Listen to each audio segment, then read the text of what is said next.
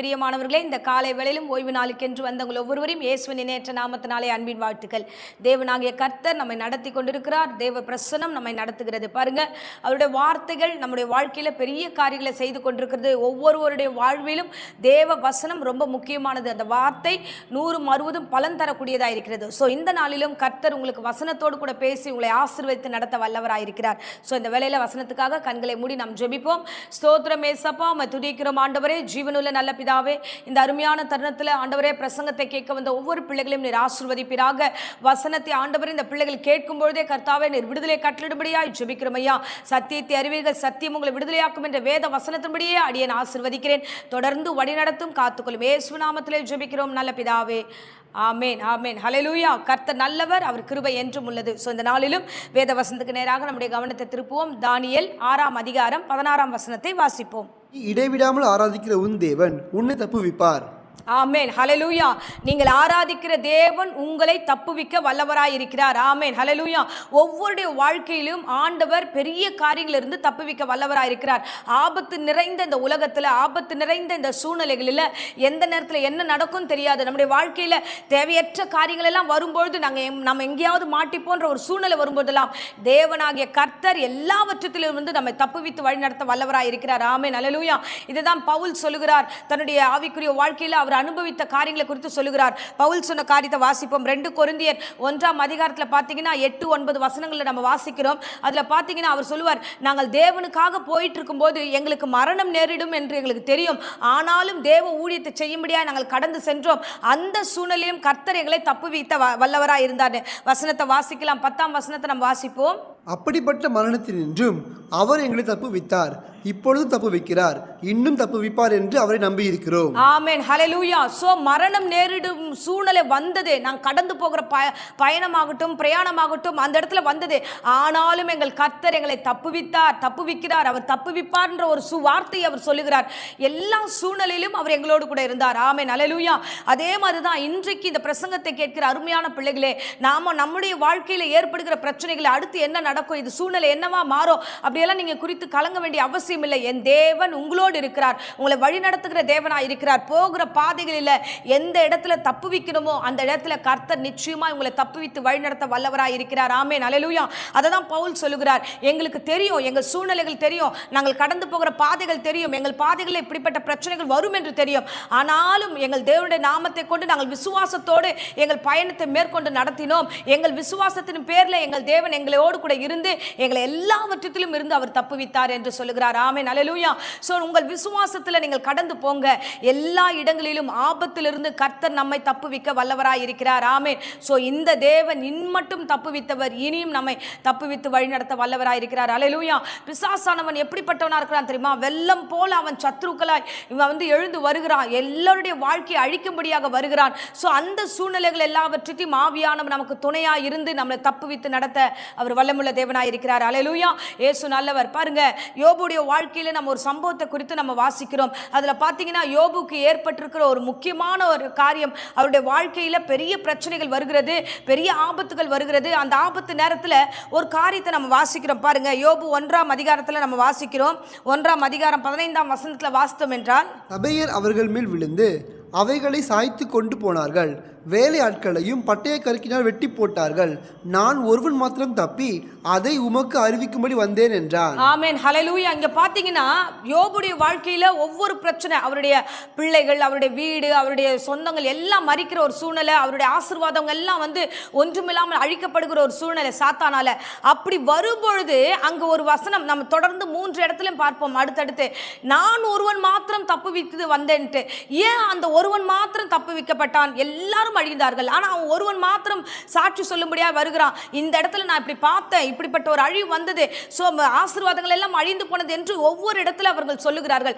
So இன்றைய தினத்துல அந்த ஒருவனை ஏன் வைத்தார், அந்த ஒருவனை ஏன் ஆண்டவர் தப்புவித்தார் என்றால், தேவனாகிய கர்த்தர் எல்லாவற்றும் அறிவிப்பதற்காக, சாட்சியாய் உருவாக்குவதற்காக அந்த ஒருவனை கர்த்தர் தப்புவித்தார். ஆமென். ஹல்லேலூயா.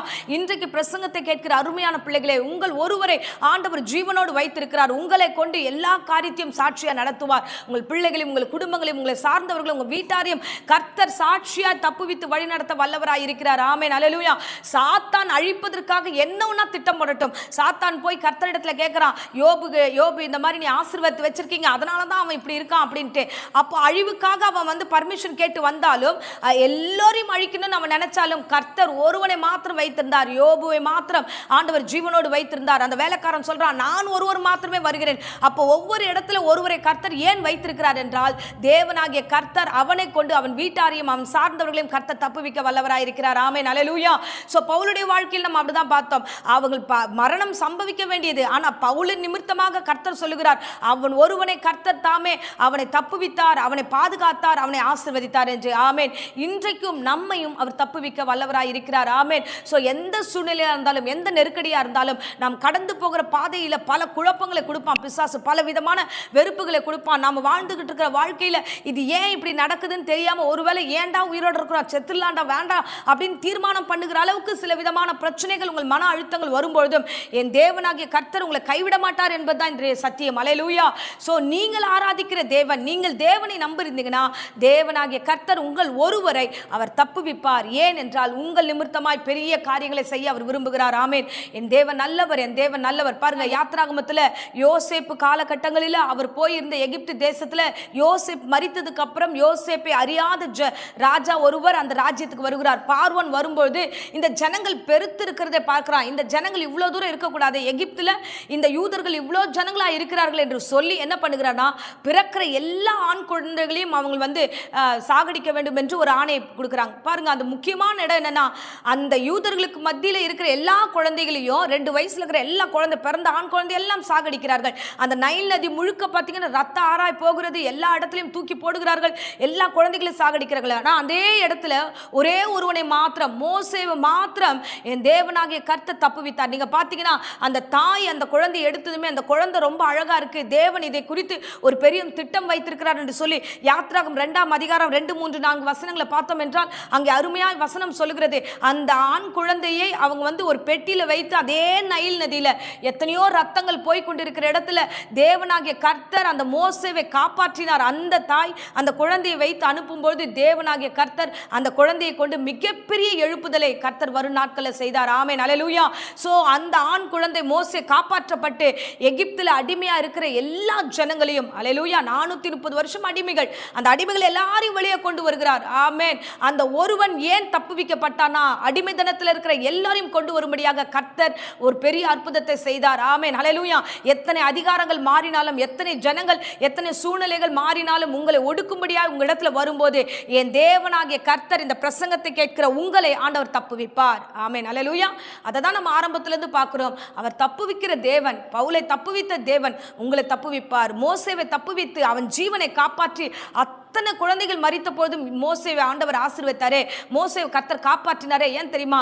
தேவனாகிய கர்த்தர் ஒரு பெரிய எழுப்புதலுக்காக வைத்திருக்கிறார். இன்றைக்கும் இந்த பிரசங்கத்து மூலமா உங்கள் வீடுகளுக்குள்ளே கர்த்தர் பேசுகிறார். நீங்கள் ஒருவர் தான் அந்த வீட்டில் ஜெபிக்கிறவங்களா, நீங்க ஒருவர் தான் தேவனோடு கூட போராடிக்கிட்டு அழுதுகிட்டு இருக்கீங்களா, உங்கள் நிமித்தமாக அங்க ஒரு பெரிய ஆசீர்வாதம் வரும். ஆமென், அல்லேலூயா. சோ நீங்கள் அழிந்து போக மாட்டீங்க. பிசாசுடைய எண்ணமெல்லாம் அழிக்கணும், சத்ரு உள்ள வரும்போது அழிக்கணும்ன்றது எண்ணத்தோட தான் உள்ள வருவான். எதையாகிலும் சொல்லி சமாதானத்தை கெடுக்கும்படியா தான் வருவான். எதையாகிலும் சொல்லி ஜெனரேஷன் வளர விடாம தான் பார்ப்பான். ஆனா தேவனாகிய கர்த்தர் உங்களுக்கு விரோதமா வருகிறதுக்கு ஆவியானவர் கொடியேற்றுவார். வாசிக்கலாம், நம்ம ஏசாயா 59ஆம் அதிகாரம் 19ஆம் வசனத்தை நம்ம வாசிப்போம். வெள்ளம் போல் சத்துரு வரும்போது கர்த்தருடைய ஆவியானவர் அவனுக்கு விரோதமாய் கொடியேற்றுவார். ஆமென், ஹல்லேலூயா. சோ வெள்ளம் போல சத்துரு வரும்போது பயப்படாதீங்க. நீங்கள் ஒருவர் மாத்திரமே நீங்கள் மீதி இருக்கத்தக்கதாய், நீங்கள் ஒருவர் மாத்திரமே இருந்து பெரிய காரியங்களை செய்யும்படியா ஆவியானவர் உங்களுக்கு துணை செய்வார். ஆமென், ஹல்லேலூயா. அவர் உங்களை தப்புவிப்பார். உங்கள் விசுவாசம் ஒரு நாளும் ஒழிந்து போவதில்லை, உங்கள் கண்ணீர் ஒரு நாளும் ஒழிந்து போவதில்லை. ஆண்டவரே, நான் ஒருவர் மாத்திரம் தான் ஆண்டவரே புலம்பல் இருந்தீங்கன்னா உங்களை கொண்டு பெரிய காரியம் செய்ய கர்த்தர் காத்திருக்கிறார். ஆமென். ஆகையால எதை குறித்தும் பயப்படாதீங்க, தைரியமா இருங்க, திடமனதா இருங்க. உங்களை கொண்டு கர்த்தர் செய்கிற காரியங்களை உங்கள் கண் காணத்தக்கதாய் கர்த்தர் செய்வார். ஆமென். சோ இம்மட்டும் கர்த்தர் நடத்தினார், இனியும் நடத்துவார். அதுதான் நீங்கள் இடைவிடாமல் ஆராதிக்கிற தேவன் உங்களை தப்புவித்து வழி நடத்த வல்லவராயிருக்கிறார். ஆமென். இப்பொழுதும் அடியேன் உங்களுக்காக ஜெபிக்கிறேன். அன்பு ரட்சகா, இந்த அருமையான தருணத்துக்காய் ஸ்தோத்திரம் ஆண்டவரே. அப்பா, இந்த வீடுகளில் ஆண்டவரே கலக்கத்தோடு அப்பா நான் ஏன் இப்படி இருக்கணும், என் வீட்டில் நான் மட்டும்தான் ரட்சிக்கப்பட்டிருக்கேன், நான் மட்டும்தான் இப்படி இருக்கேன் என்று புலம்பி கண்ணீரோடு அழுது கொண்டிருக்க ஒவ்வொரு சகோதர சகோதரிகளுக்காக நீர் கடந்து செல்லும்படியா இயேசு நாமத்தினாலே ஒப்பு கொடுக்கிறோம் ஆண்டவரே. அப்பா இந்த கண்ணீருக்கெல்லாம் பதில் நீர் வைத்திருக்கிறீர் ஆண்டவரே. நான் தப்புவிப்பேன் என்று வாக்கை கொடுத்ததுக்காய் ஸ்தோத்திரம் ஆண்டவரே. அப்பா நன்றி நன்றி நன்றி கர்த்தாவே, நன்றி ஆண்டவரே. அழிக்க வேண்டும் என்று வந்த சத்துருக்களை ஆண்டவரை நிர்மூலமாக்கும்படியா ஆவியானவர் கொடியேற்ற போகிறதுக்காய் ஸ்தோத்திரம். ஆவியானவர் இந்த பிள்ளைகளுக்கு துணையா இருக்க போறதுக்காய் ஸ்தோத்திரம். பெரிய மாற்றத்தையும் அதிசயத்தையும் கர்த்தர் காண செய்ய போகிற கிருபைக்காக ஸ்தோத்திரம். இம்மட்டும் காத்த தெய்வத்துக்கு கொடான கொடி ஸ்தோத்திரம். இனியும் காத்து ஆசீர்வதித்து தப்புவித்து நடத்த போகிறீர். சாட்சிகளாய் பிள்ளைகளை நிறுத்த போகிறீர் அப்பா. இவங்க குடும்ப ஆசீர்வாதங்கள் ஆண்டவரே அப்பா, அந்த ஆசீர்வாதங்கள் எல்லாம் மீட்டெடுக்கும்படியாய் ஜெபிக்கிறோம் ராஜா. அழிக்கும்படியாய் வந்த ஆண்டவரே சத்துருவை நான் நிர்மூலமாக்கி சபித்து கட்டுகிறேன் கர்த்தாவே. நீரே ஆண்டவரை பொறுப்பெடுத்துக் கொள்வீராக. பலவீனத்தை கொடுக்கிற பிசாசை, வியாதி விக்கிரங்களை கொடுக்கிற பிசாசை இயேசு நாமத்தில் சபித்து கட்டுகிறேன் கர்த்தாவே. பூர்ண சுகமும் ஆரோக்கியம் சரீரத்தில் உண்டாக்கும்படியாய் ஜெபிக்கிறோம். தொடர்ந்து காத்துக்களும் தெய்வீக கரம் கூட இருக்கட்டும். தப்புவித்து வழி நடத்தும் இயேசுவின் நேற்று நாமத்தில் ஜெபித்து ஆசீர்வாதம் ஒப்பு கொடுக்கிறேன் ஜீவனுள்ள நல்ல பிதாவே. ஆமென் ஆமென். Praise the Lord. God bless you.